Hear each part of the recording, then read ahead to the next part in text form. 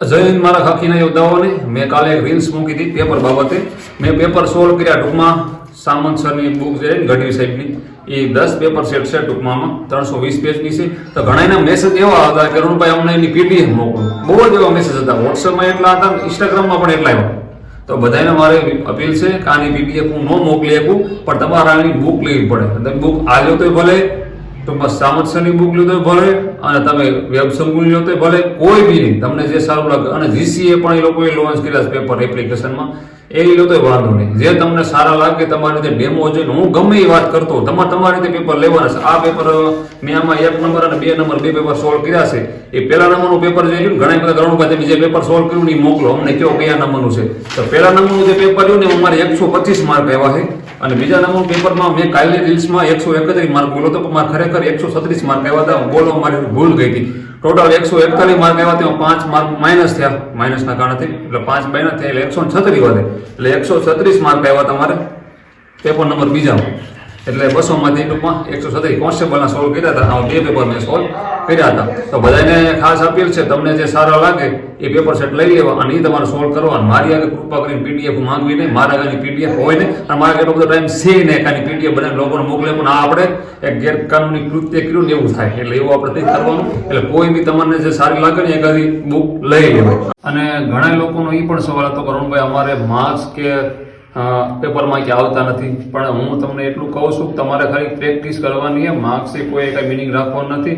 કેમ કે માર્ક્સ મારે પણ ઘણા એવા પેપર આપ્યા. એ પહેલાં એક મેં પેપર આપ્યું તેમાં મારે પણ માર્ક્સ નહોતા આવ્યા. કેમાં આપણે આઈસમાં કંઈક 116 એક પેપરમાં આવ્યા હતા અને એક પેપરમાં કંઈક 99 આવ્યા હતા.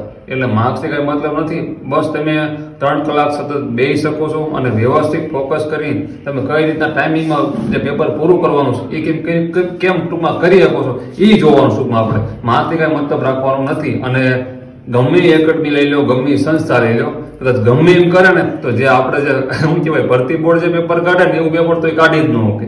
એટલે એ નિશ્ચિત રહેવાનું છે. બસ આપણે વ્યવસ્થિત સોલ્વ કરવાના છે અને વ્યવસ્થિત આપણને થોડીક હેબિટ્સ પાડવાની છે. આવા કુંડાળા કરવાની, ટૂંકમાં તમે ગુજરાતીમાં કહો તો કુંડાળા કરવાની થોડી હેબિટ્સ પાડવાની છે ટૂંકમાં. અને કોઈ ટૂંકમાં ડિમોટિવેટ નથી થવાનું. અને જેટલા પણ નવા લોકો તૈયારીવાળા છે એ વ્યવસ્થિત ટૂંકમાં એનો સિલેબસ જે કાંઈ આપણને કોન્સ્ટેબલમાં આપ્યો છે એ વ્યવસ્થિત તમારે ફોલો કરવાનો છે.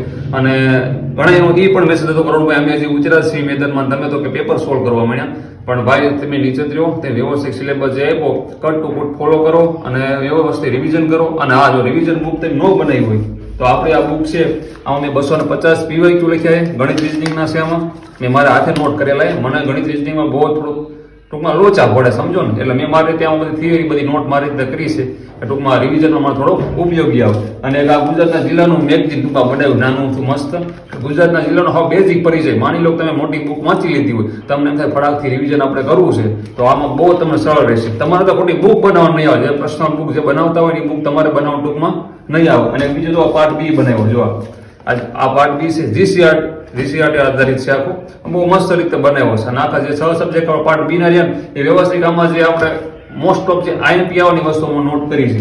અને આ એક મેં બુક જો બનાવી હતી. આ પણ મસ્ત મુદ્દાવાઇઝ છે. મુદ્દાવાઇઝ એટલે બંને ભેગું છે. ઓનલાઈન પણ છે અને મુદ્દા પણ છે. બંને ભેગું છે. અને ઓગસ્ટથી માંડી કે જાન્યુઆરી સુધી જે મહત્વના મુદ્દા આવે એનું મેં કરંટ પણ આમાં નોટ કર્યું છે. ટૂંકમાં કેટલું 5-6 મહિનાનું કરંટ પણ આમાં વ્યવસ્થિત જે આઈએમપી હાઇલાઇટ હોય ને એક મહિનાના કેટલા 12 પેજ 13 પેજ 14 પેજ નાખ્યા છે. એટલે મોસ્ટ ઓફ આપણે જે હાઇલાઇટ આવવાની વસ્તુ તમે નોટ કરી લે.